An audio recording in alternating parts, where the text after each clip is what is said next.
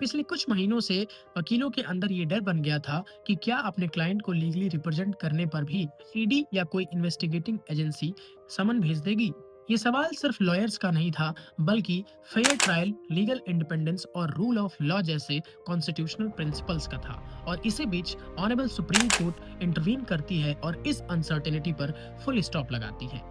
इस पूरे कंट्रोवर्सी को समझने के लिए हमें यह समझना बहुत जरूरी होगा कि ईडी यानी कि इन्फोर्समेंट डायरेक्टरेट क्या है। Enforcement directorate government of India की एक सेंट्रल इन्वेस्टिगेटिंग एजेंसी है जो प्राइमरीली मनी लॉन्ड्रिंग और फॉरेन एक्सचेंज वायलेशन जैसे सीरियस इकोनॉमिक ऑफेंसेस की जांच करती है। ईडी अपने पावर्स को prevention of money laundering act 2002 के तहत एक्सरसाइज करती है। समस्या तब उत्पन्न हुई जब ईडी ने उन लॉयर्स को समन करना शुरू कर दिया जो सिर्फ और सिर्फ अपने क्लाइंट को कोर्ट में लीगली रिप्रेजेंट कर रहे थे, और इसे पूरे लीगल फर्टर्निटी ने जस्टिस डिलीवरी सिस्टम के लिए खतरनाक बना। इस मामले को गंभीर मानते हुए ऑनरेबल सुप्रीम कोर्ट ने सुओ मोटो कॉग्निजेंस लिया और सीधा सवाल उठाया कि क्या अब वकालत करना भी इन्वेस्टिगेशन का एक आधार हो सकता है, और कहा कि वकालत करना कोई भी जुर्म नहीं है। ऑनरेबल सुप्रीम कोर्ट ने भारतीय साक्ष्य अधिनियम के सेक्शन नंबर 132 को अपना बैकबोन बनाते हुए कहती है कि एडवोकेट क्लाइंट कम्युनिकेशन एक प्रिविलेज्ड रिलेशनशिप है जिसमें लीगल एडवाइस, डिफेंस स्ट्रेटजीज और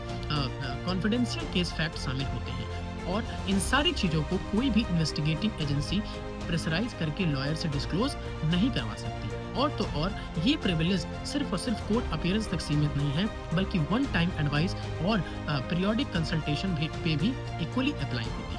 सुप्रीम कोर्ट ने आगे कहा कि किसी भी लॉयर को समन करना कोई जनरल रूल नहीं होता है, बल्कि एक एक्सेप्शन होता है। अगर कोई एक्सेप्शन कंडीशन आती है तभी सिर्फ लॉयर को कोई इन्वेस्टिगेटिंग एजेंसी समन कर सकती है।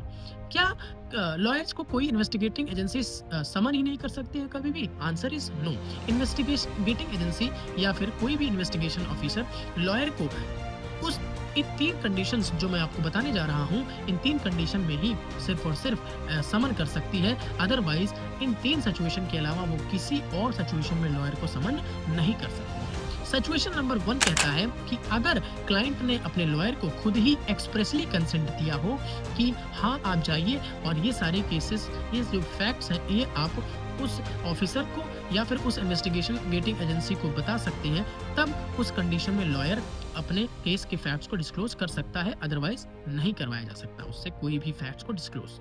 दूसरी सिचुएशन आती है कि जब लॉयर खुद कुछ ना कुछ इलीगल जानते हुए भी किसी इलीगल पर्पस को सपोर्ट करता है, तब इन्वेस्टिगेटिंग एजेंसी उन्हें समन कर सकती है। तीसरी सिचुएशन आती है कि जब लॉयर अपने प्रोफेशनल एंगेजमेंट के दौरान कुछ ऑब्जर्व करता है कि कोई फ्रॉड या फिर कोई क्राइम कमिट हो रहा है, तब इन 3 सिचुएशन के अलावा लॉयर को कोई भी इन्वेस्टिगेटिंग एजेंसी या फिर इन्वेस्टिगेशन ऑफिसर समन नहीं कर सकता है। अगर वो करता है तो भारतीय साक्ष्य अधिनियम के सेक्शन नंबर 132 का वायलेशन माना जाएगा।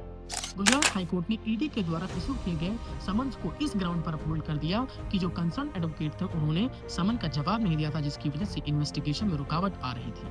गुजरात हाईकोर्ट ने रीजन दिया कि अगर इन्वेस्टिगेशन में प्रॉब्लम आ रही थी तो लॉयर को कोऑपरेट करना चाहिए था। ऑनरेबल सुप्रीम कोर्ट ने गुजरात हाईकोर्ट के रीजनिंग को फ्लॉड और लीगली इरोनियस बताते हुए कहा कि नॉन कॉपरेशन और नॉन अपीयरेंस और नॉन कॉपरेशन के एलिगेशन की वजह से सेक्शन नंबर 132 और भारतीय साक्ष्य अधिनियम के स्टैट्यूटरी प्रिविलेज को ओवरराइड नहीं कर सकता है।